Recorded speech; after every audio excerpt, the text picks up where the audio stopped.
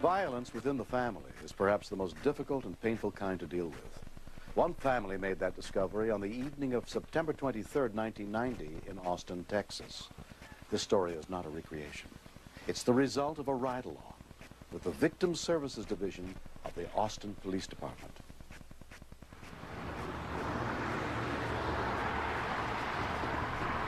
Austin, Travis County, 911.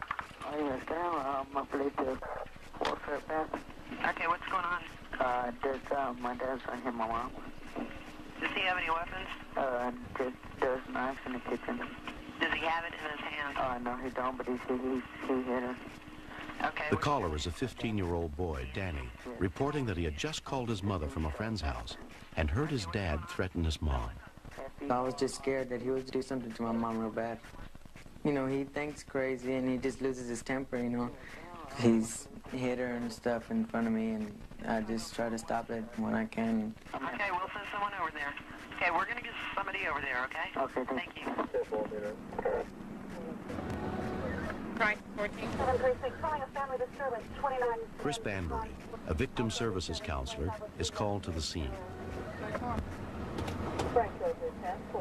Crisis 14 to crisis 3. By the time Chris arrives, police have already arrested the suspect and taken him away. Find out exactly what did happen. Apparently, father opens the door and for the police, and he says nothing's going on. Lupita Lujan was the first counselor on the scene. All of a sudden, they hear all this screaming, so they have to kick the door in to get in. So that's why the door's all busted. I was anxious in that this is a high-risk situation, and I need to do the best job that I can do to assist this woman because she was scared that, you know, he might kill her, he might kill the children. He told me to come in this room, and I did, and he closed the door on me and told me, haven't I, you know, what's, you know, something that I've always told you that I don't want you to do. And said, Yolanda and her husband had been married for 14 years. I said, well, I don't know. And he said, well, that you don't never be with another guy and this and that. And when he showed me that picture, I thought, oh, I'm dead, you know. And has he threatened you in the past? Oh, yeah, plenty of times. He's beat me up so bad, he sent me to the hospital. He sent you to the hospital before?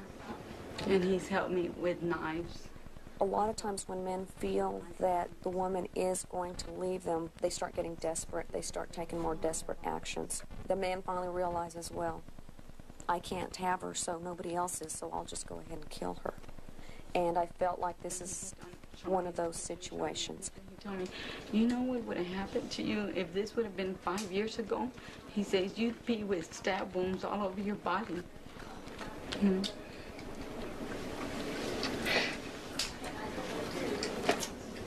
Hi, guys. You're gonna come sit here with me. Yolanda's 3 younger children and a nephew had been in the house at the time of the incident.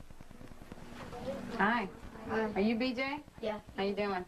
Okay. You okay? My first immediate thought is, what kind of state are we going to find these children in? What are we going to do with the kids? How old are they? What did they see? How are we going to work with them to deal with what's just happened? We don't want to go in and say Dad's a bad person because the kids are in a real weird place. This is Mom, this is Dad, and they love them both. But usually when you get upset, it hurts a little bit. What do you do? Just kind of lay down and rest for a while? I was laying down. My dad laid down with me yesterday. It's okay. He's going to do that again. Okay? It doesn't mean that he's not going to come back. All right? That's not what this means. Your dad's going to be there for you. He just had a bad day. Okay? It's all right. It's okay.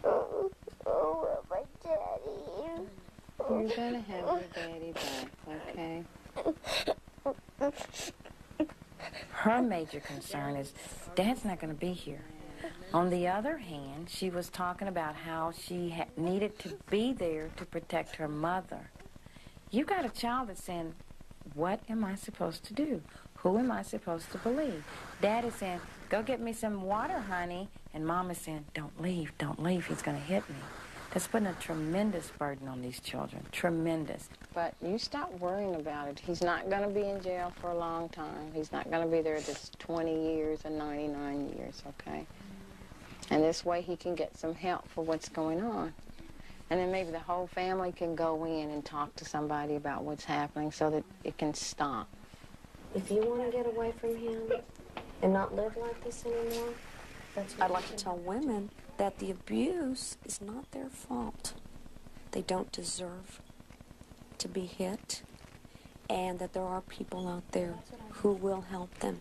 So that you don't have to live like this, okay? But we'll keep you safe. Well, I appreciate it because, like I said before, I really didn't have nobody. And I'm so sorry. I mean, that happens to a lot of people. But you have us now, and we'll stick with you. We're there. Come on, you wear your face. Come on. Come on, dude. No. Man. I'll go ahead and just write it. While Yolanda and her children are packing up to go stay with a friend, a call comes in from the jail. It is your husband, and Jessica's crying and talking to him, so you might want to go in there. I think he's asking. You don't have to talk to him. Yeah, I will, but I ain't got nothing. Daddy. Don't let him know where you're going either. Yeah, I won't. Make sure she doesn't tell him. He's going to either say, I'm sorry, I didn't mean it, you made me angry, and it won't happen again, come get me out of jail. I'm sorry. Or he's going to say, I can't believe you did this, just wait till I get home, and you're going to really pay for this. I'm not going to pick you up, no. Well, you think. You think while you're in there. You're the one that's got to think. I'll talk to you later. Bye. Bye. I was very, very concerned because she didn't hang up the phone, but she would continue to hang on to listening to what he had to say. That always gives room for him to talk his way back in. They're already in bed. Yeah. I'm going to hang up. Bye. Yeah, bye. Bye. Oh, he wants me to think it over. I've been through this before, and it's all a game. And it's time that you decide to do something for yourself. Yeah. I've been up this late. Okay, everybody in the car. She was saying, it's not going to work. I realize this now. I'm getting. Oh, you do. I know the finality of picking up something and putting it into a bag and leaving and thinking, is this the end of the relationship?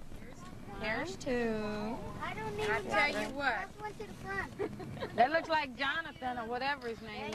You're welcome. Call tomorrow, please. Do that, okay? Oh, okay. Use it in the morning when I take it. All right. We'll see you. Probably see you tomorrow night. Bye-bye. Sometimes my job is very sad. It's very traumatic. But I like what I do because I feel like I'm helping somebody.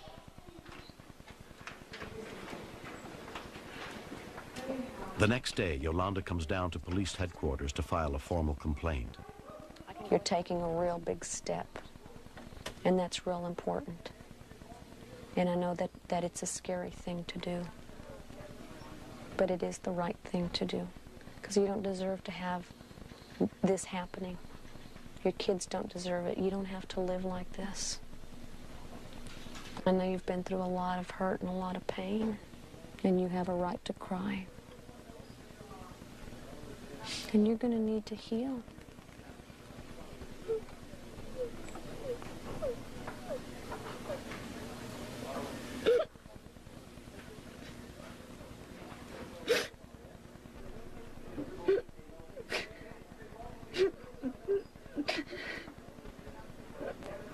Hi, Mama. Hi, Mama. Hi, Mama. Your mama's sad. You know, people cry when they're sad. It's okay to cry. When you're sad, do you cry? It's okay to cry, isn't it? Sometimes your mama needs to do that.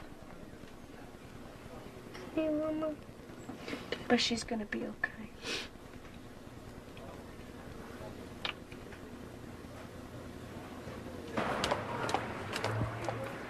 Two days after the incident, Yolanda goes to court.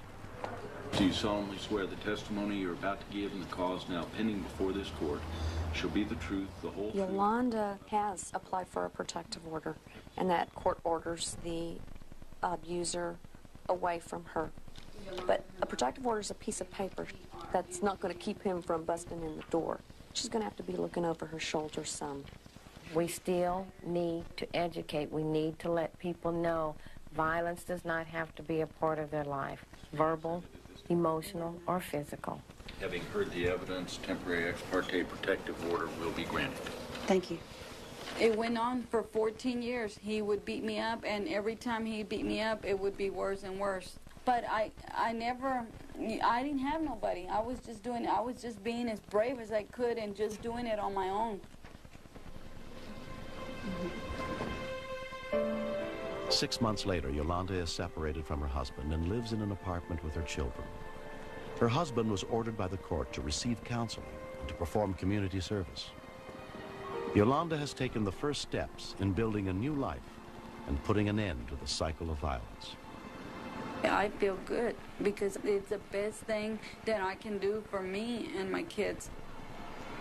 I wouldn't want my mother and daddy get separated, but I do prefer her to leave than to, have fear. My little brother and sister, it hurts me to see them go, and going through this. They want their father, and I don't intend to take him away from them, but I do want him out of my life. I feel grateful for myself that I did it. I was scared to do it because of what happened to my father. I didn't know what was going to happen. But then on the other hand, I was scared of what my father would do to my mom, So I feel that I think I made a pretty good choice with dialing 911.